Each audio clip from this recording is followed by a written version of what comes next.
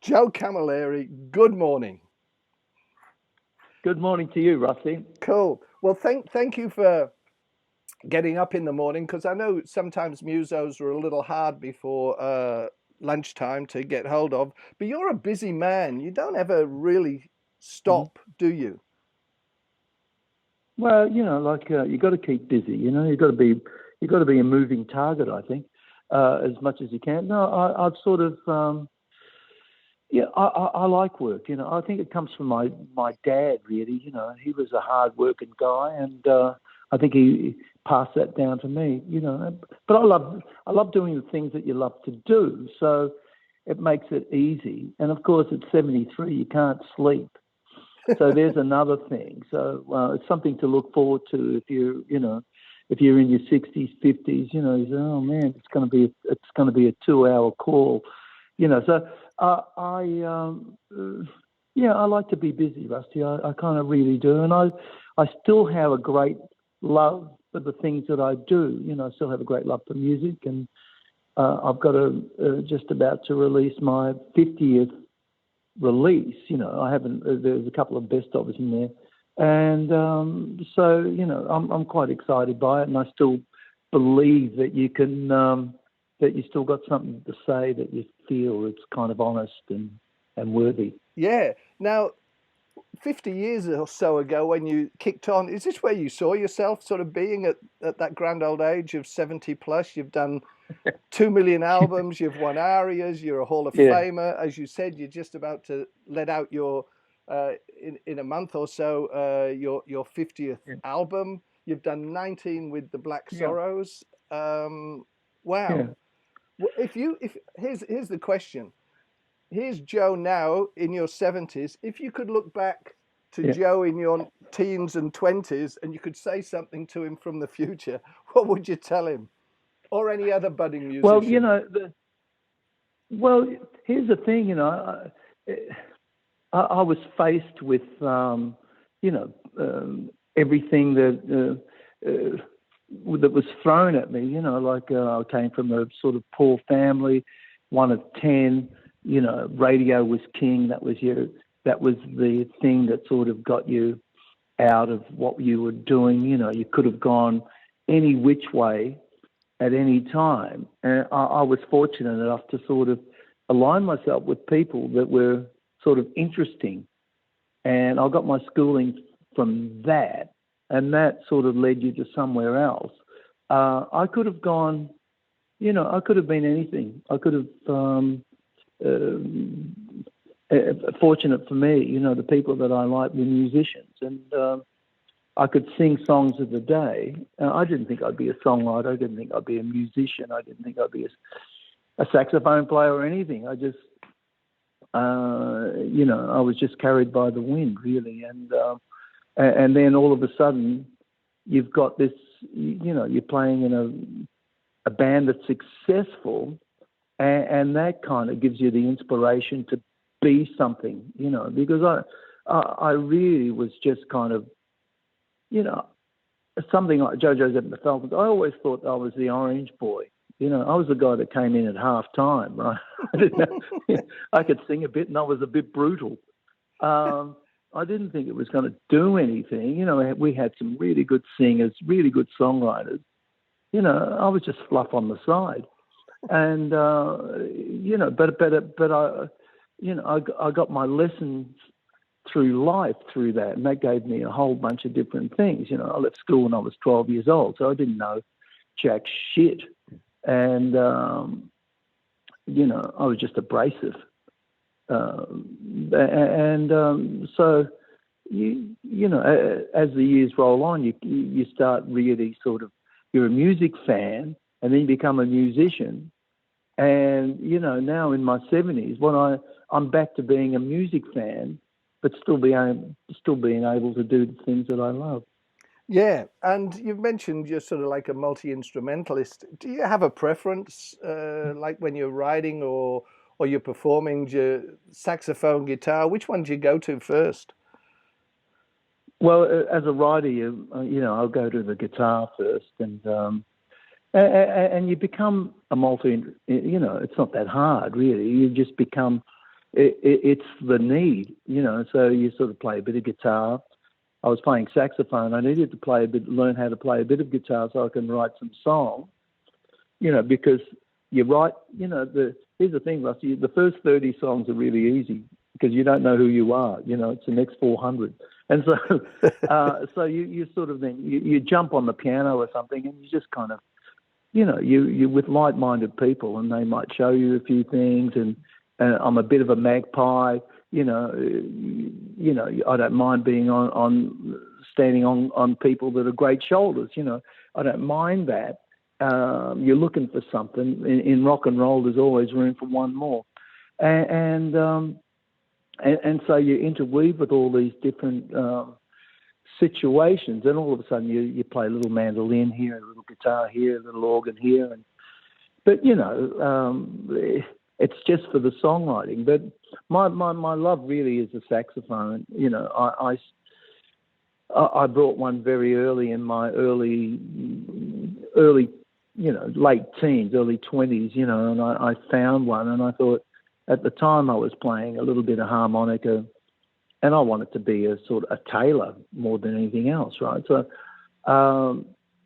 but my girlfriend got pregnant, so I sort of ended up somehow becoming, doing jobs on the side, and I picked up the saxophone. I could get a little bit of work, It was all about make do more than anything else. So, but I love it, and the good thing for me in the last year is I've kind of rekindled my love for the instrument, because I just normally I taught myself, so it was self-taught, and as a singer saxophone player, you don't have time to sort of be a jazz player or anything. You just pick it up and just kind of just go nuts, for a short period of time, put it away. And but lately I've been I'm learning to read and stuff. Yes, and I did when I was reading sort of up on a little bit of research on you.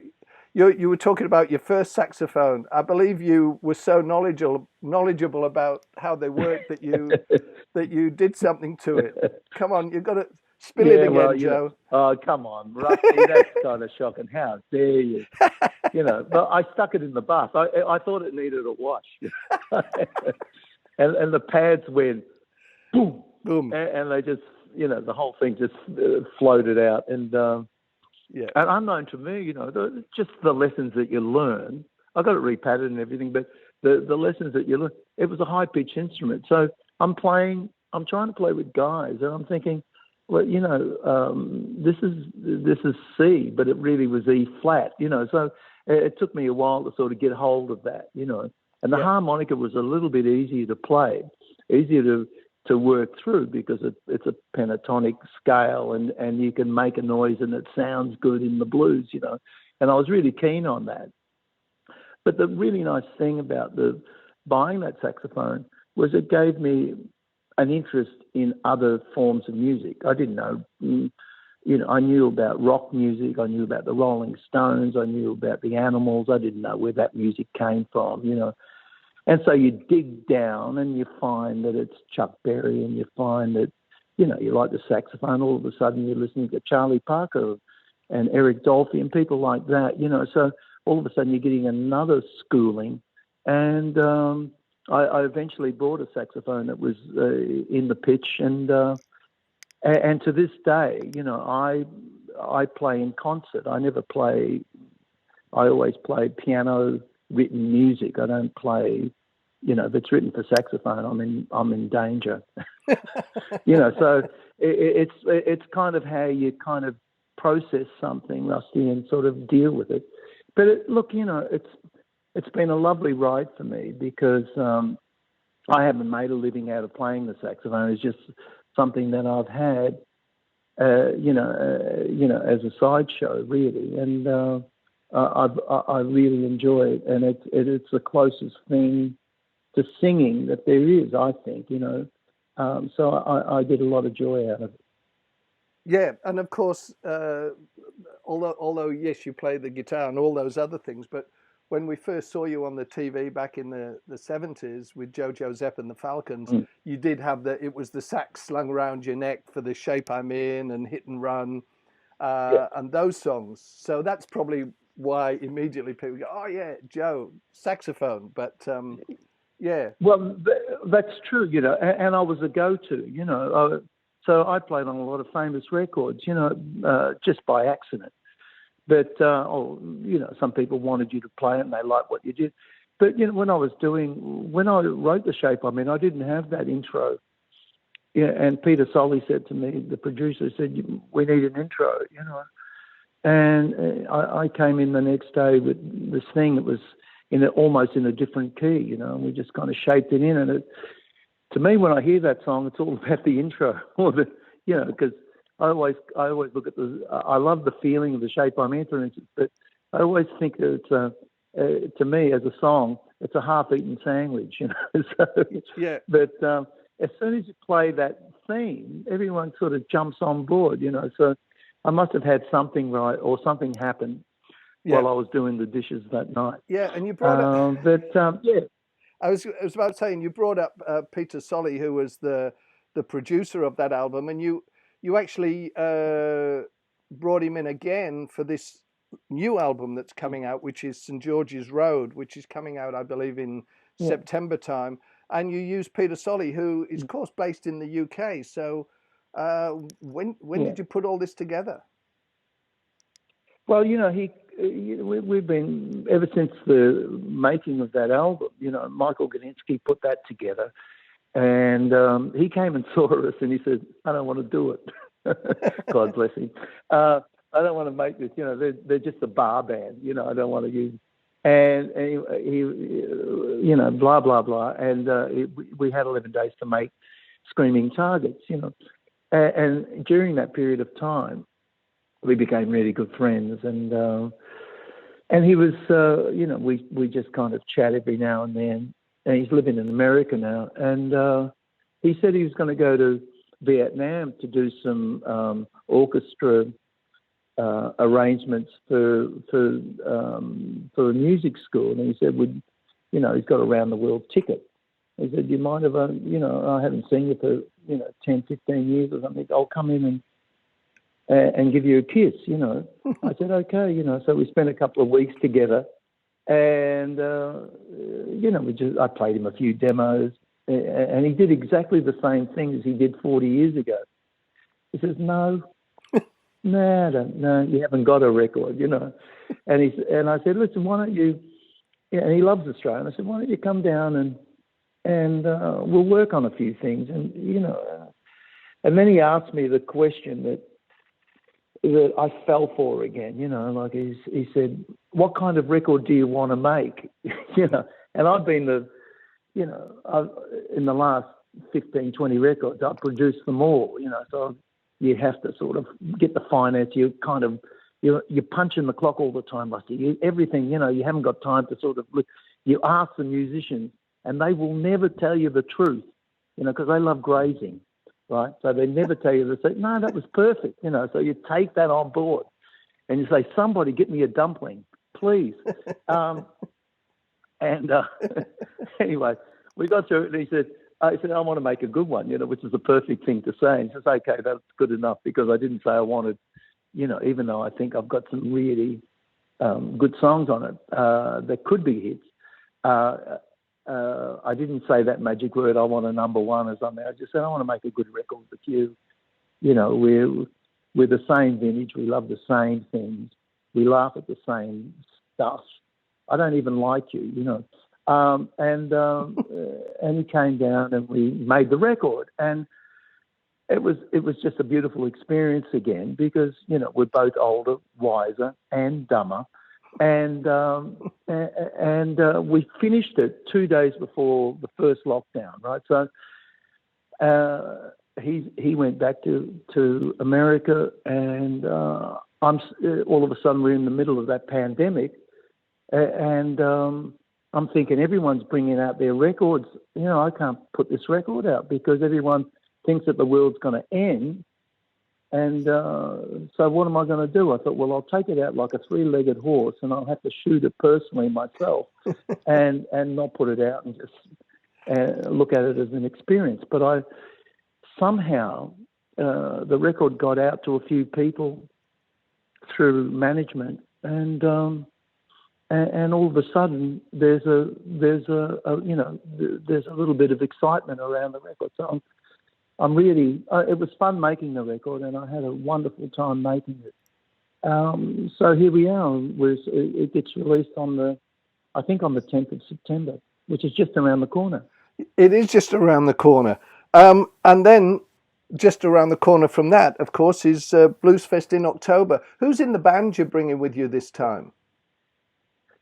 Well, it'll be the same. It'll be the same lineup that I had: James Black, Tony Floyd, Claude Carranza, Mark Gray.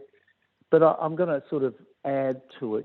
For this tour for 6 weeks, for the next 6 weeks when we start touring, I want to add 3 girl singers, and because I think this album sort of requires that kind of connection. So it'll be a lot of fun. The hard thing is to sort of, because you've got, it's a long tail. I've got a long tail, so people want to hear the songs that have made you famous, and what it brings back memories to them.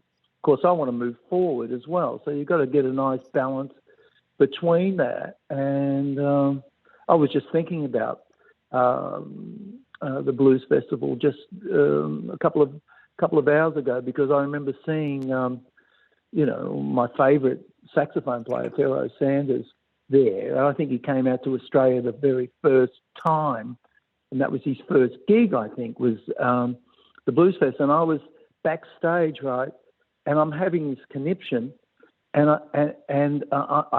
I'm thinking, this must be what it's like when they put their hands on your head and you faint.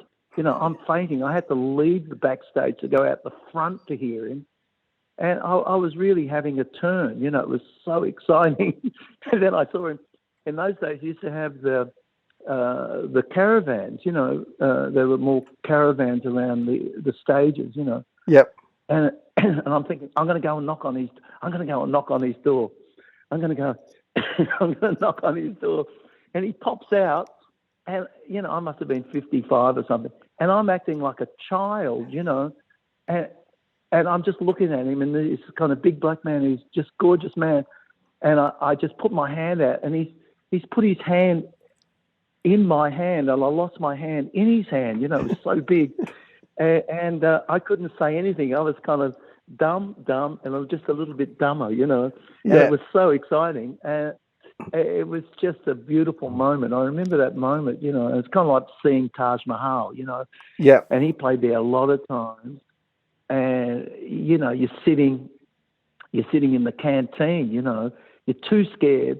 And I'm a grown man, and I'm sort of walking around. I sort of wonder if I can drop my fork or something near him, It's just ridiculous, right? Oh, look, I'm so pleased you've got like fanboy memories of Blues Fest as well. Because I remember the last time plenty of them. I saw you up here was when you closed the Jambalaya like 2 nights in a row and absolutely nailed it. It was going off in there, something fierce. So, yeah. So people will remember that and they'll go, come on, Joe, you've got to do that again. Well, I hope I can. You just got to wind me up a bit. But look, I'm feeling pretty frisky. I'm not. And there's something that happens to all artists. I think it's the fear, it's the smell of the grease paint. You've heard these stories before. All of a sudden, you don't have cancer, you don't have any ailments. You're hovering above the stage, and because that's where you live, right? You can live there and feel safe there. It's only when you get off and you start hobbling and everything sort of falls apart like a cheap suit from Hong Kong. Now, listen, we'll just finish it almost on that, but I do remember I saw a quote, I hope I die on the tour bus, and we're sort of hobbling into the twilight of this interview. Does that still hold true for you? No, it doesn't hold true anymore, Rusty. What I want to do is I want to owe a lot of money to the ATO, right? uh, I want to die I want to die, next to a beautiful gal, wrapped in her bosom. And that sounds much better to me. That's a much better. It's a much better thought. Dying on the bus with a whole bunch of smelly guys. Nah, Joe Camilleri, on that visual note, thank you so much for joining us this morning.